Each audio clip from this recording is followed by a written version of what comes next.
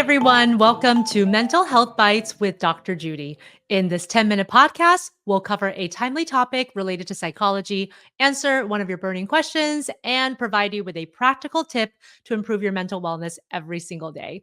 Let's jump right in to the timely topic of the day.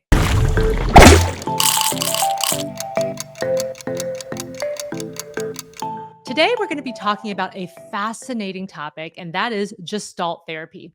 It's an approach to therapy that has its roots in the mid 20th century, but continues to be relevant, powerful, and even a little controversial today.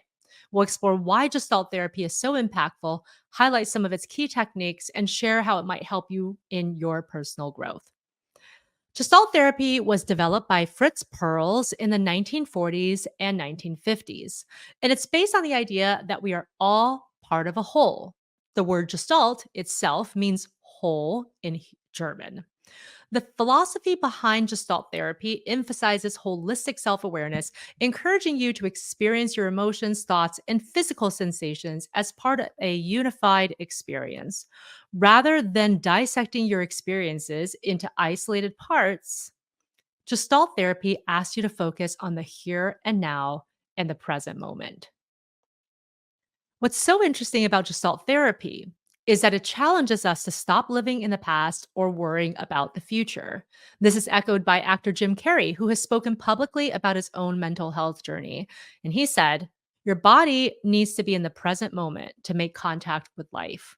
That is a concept central to Gestalt therapy, being present so you can fully experience life as it unfolds rather than getting lost in memories or anticipations.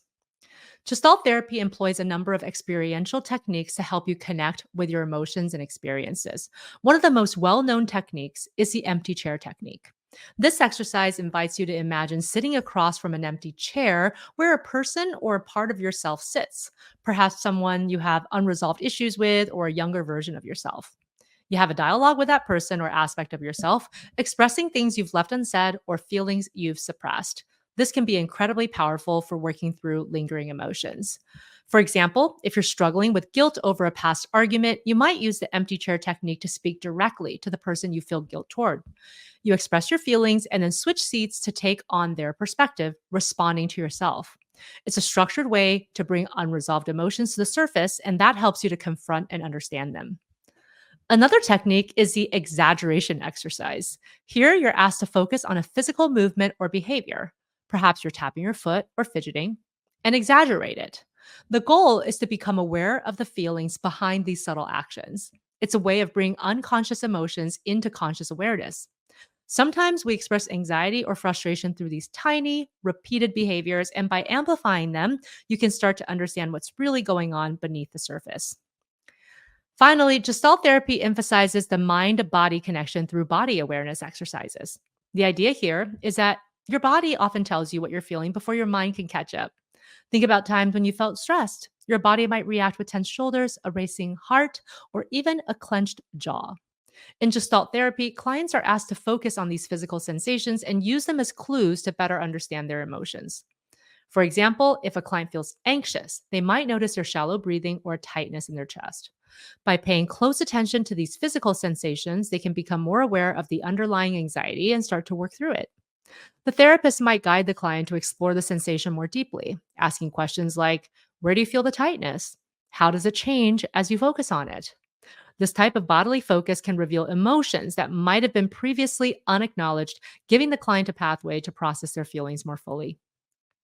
A 2020 meta analysis on experiential therapies, including Gestalt therapy, showed that these approaches have a moderate to large positive effect on emotional processing and relationships. Clients who participated in Gestalt therapy reported significant improvements in how they understood and managed their emotions, as well as having better relationships. This highlights why Gestalt therapy has remained relevant. It's not just about talking.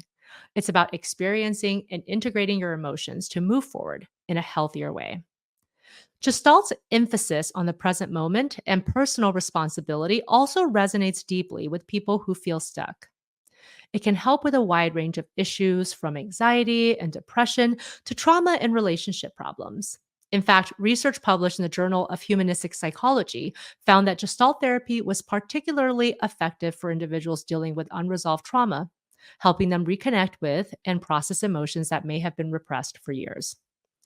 However, Gestalt therapy can be seen as controversial by some because of its intense experiential nature. Critics argue that it may push clients too far too fast, but when done correctly and at the right pace, it can lead to immense emotional breakthroughs that other forms of therapy might take years to achieve. The controversy really stems from its deep emotional impact, but many practitioners view this intensity as a reason for its effectiveness. Let's move on to the Q&A segment.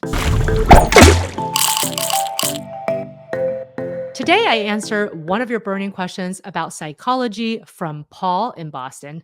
And Paul says, "Hi, Dr. Judy. I've heard about Gestalt therapy before, but I'm curious. Can it work for people who tend to avoid talking about their emotions or feel overwhelmed by strong feelings?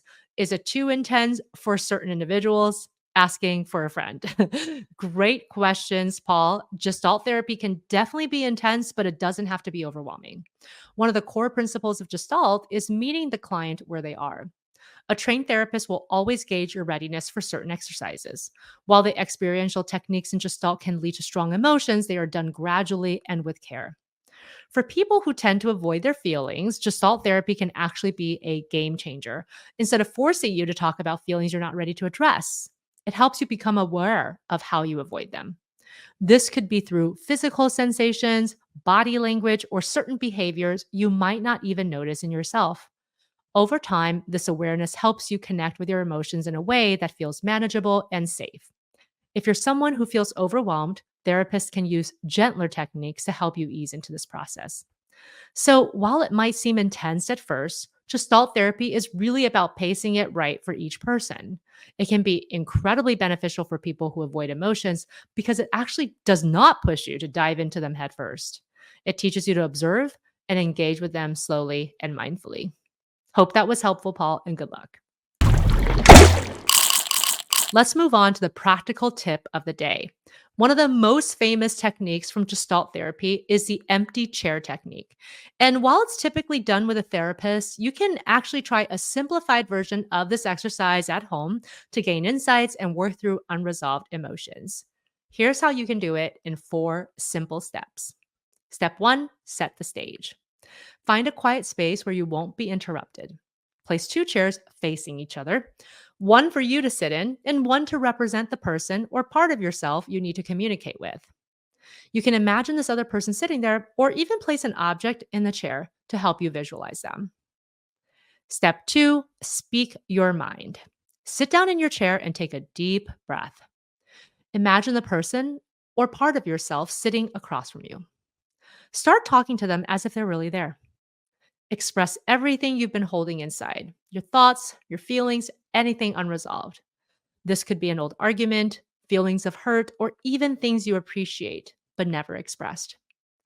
For example, if you've been feeling guilty about a past mistake, imagine yourself speaking to the version of you from that time and say whatever you need to. Let it all out without holding back. Now, step 3, switch roles. Stand up and sit in the other chair. Imagine that you're now the other person or the part of yourself you were just talking to. Respond to what you just heard. This might feel awkward at first, but give yourself permission to engage fully. You might be surprised at what comes out when you imagine yourself in the other person's shoes or that part of yourself trying to speak up. Step 4, reflect. After you've completed the dialogue, return to your original chair and reflect on the experience. How do you feel? Did you gain any insights or relief from expressing what's been on your mind? Journaling your thoughts afterward can help you process what came up during the exercise. So doing this at home might not replace a therapy session, but it's a great way to process unresolved emotions in a structured and mindful way. Whether you're working through grief, frustration, or self doubt, this technique helps you confront those feelings in a safe space. Thank you so much for tuning in today to Mental Health Bites with me. If you enjoyed this video and found it helpful, there's plenty more where that came from. Make sure to hit that subscribe button and click the bell icon so you never miss an update. Give this video a thumbs up if you liked it, and leave a comment below with your thoughts or any questions you have. Also, feel free to share this video with your friends and family who might find it useful. Stay tuned for more helpful content. And until next time, take care of your mental health.